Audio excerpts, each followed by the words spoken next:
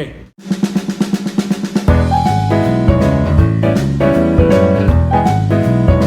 Kalau personalnya kan tadi saya bilang di 2003 itu kan akhirnya ketemu sama Rama, Rai, terus Kiki kan adik gue sendiri. Wahyu waktu itu kita tetanggaan di Gang Kamboja di Ciledug gitu. Terus memang lahir dari Gang Kamboja itu, memang kita terbentuk di situ di Ciledug. Terus akhirnya waktu itu lanjutin yang tadi tahun 2008 tuh album pertama kita sempat tiba-tiba kan kita juara festival itu, terus akhirnya sempat ada sedikit masalah lah, kita ada masalah karena kita masih ada kontrak dengan label yang dengan manajemen yang lama, tapi akhirnya kita selesaikan dengan baik dan tetap jalan. Terus di 2008 itu akhirnya kita langsung rilis album pertama dan albumnya meledak juga. Waktu itu sih pertama kali dibayar waktu masuk label ya 2,5 juta kalau salah ya. Tapi kalau yang awal banget kita cuma dibayar makan. Kalau pas pertama kali ngeband ya, main di pensi-pensi gitu cuma dibayar makan. Karena udah bagus, akhirnya dibayar di 200.000, naik lagi 500.000 gitu-gitu, naik terus sih. Sampai akhirnya pas udah di label kita ingat banget 2,5 juta. Tapi karena albumnya meledak, akhirnya naik dari 5 juta, 15 juta, 25, sampai sekarang udah 100 juta lebih. Jadi waktu itu emang manggung tuh bisa sampai 1 bulan tuh bisa sampai 32 kali, jadi sehari bisa 2-3 kali manggung. Karena kan bayaran waktu itu masih relatif murah ya, karena kan kita baru awal-awal banget gitu. Jadi ya waktu itu emang bisa dibilang kagetnya karena kita kan selama ini hanya manggung di Jabodetabek ya, nggak pernah keliling Indonesia gitu ya. Pas tiba-tiba dapat albumnya meledak, kita diundang di mana-mana ya. Kagetnya karena harus tiap hari manggung, terus si suara tuh hilang terus gitu. Waktu itu gue hampir setiap hari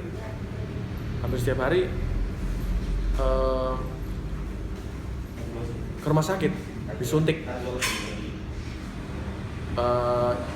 Malamnya manggung, hilang suara, besok paginya suntik lagi, ada suara lagi, suntik lagi, hampir setiap hari begitu tuh dulu.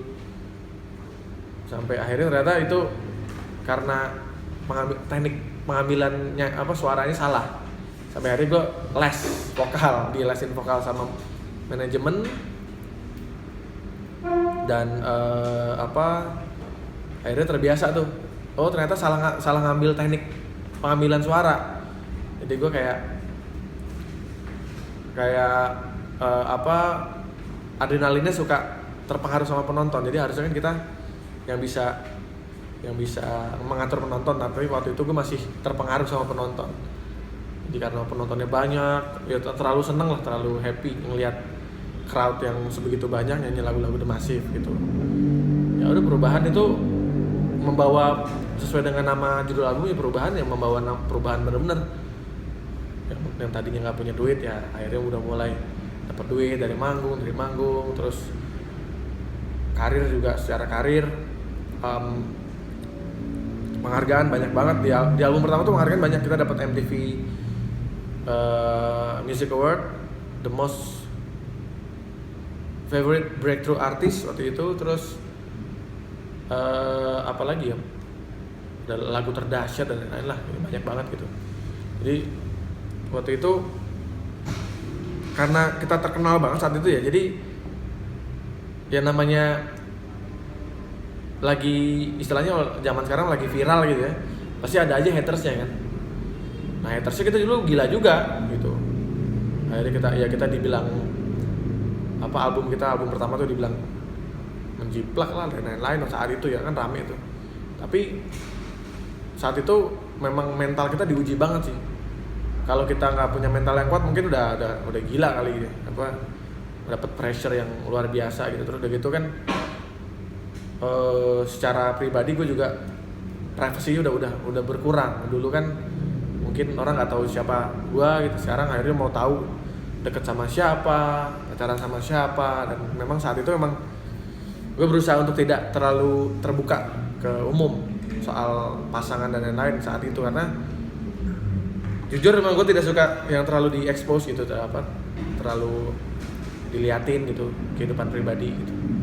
Tapi enggak, sejak kecil nih, sejak sekolah dulu kenal perempuan itu siapa? Dari mana? Dari kalau pribadi atau dari teman-teman atau dari pergaulan gitu?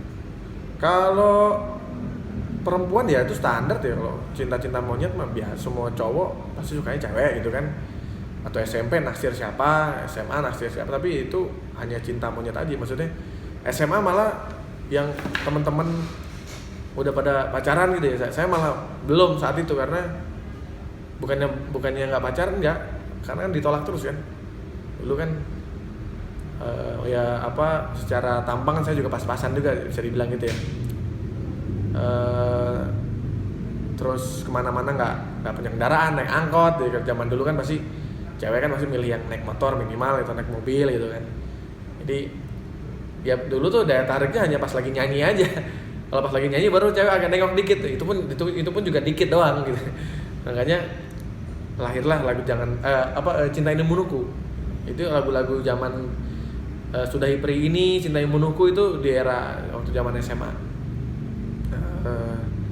Jadi ya hanya suka-sukaan aja waktu SMA tuh ya, sempet waktu kelas 3 SMA sempat ada beberapa, karena udah jadi kakak kelas ya kelas 3, jadi paling enggak adik kelas udah ngeliat lah karena kan bisa nyanyi dan lain-lain, tapi tetap bukan yang pacaran beneran gitu, bukan yang serius gitu, hanya yang gitu-gitu aja.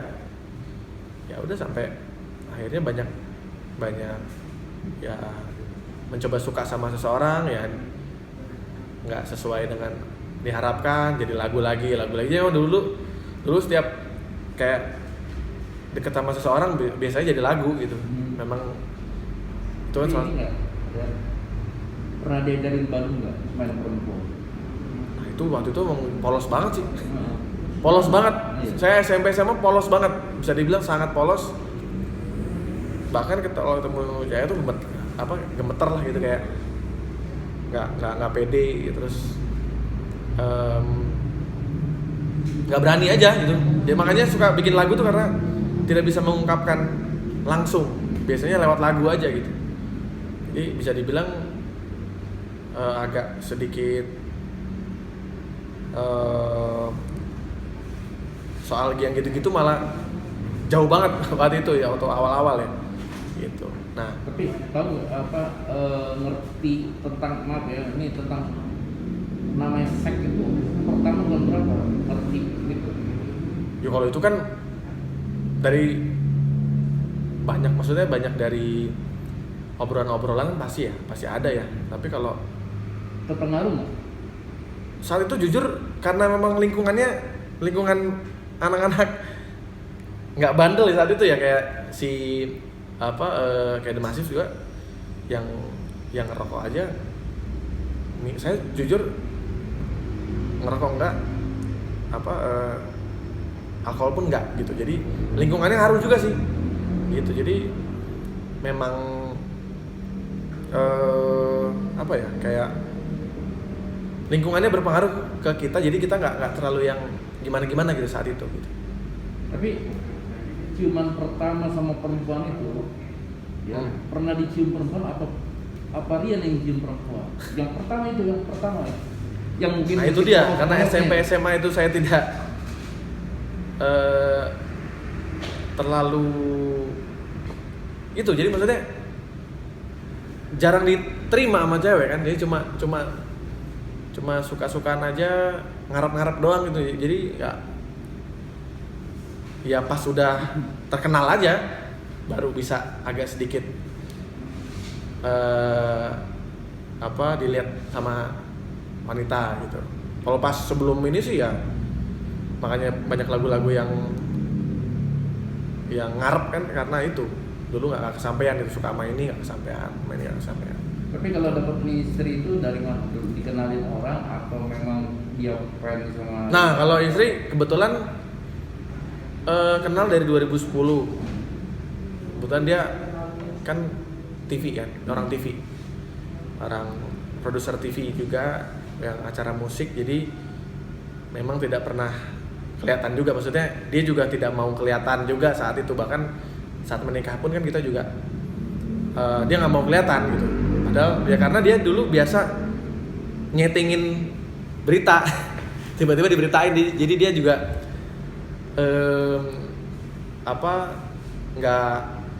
nggak pengen kelihatan. Tapi dulu waktu pas nikah bos-bos TV pada datang, cuma tidak ada pemberitaan yang sampai masuk diliput tuh nggak ada, di luar semua gitu. Jadi karena memang dia orang TV yang sebenarnya dulu suka tukang nyeting berita juga gitu.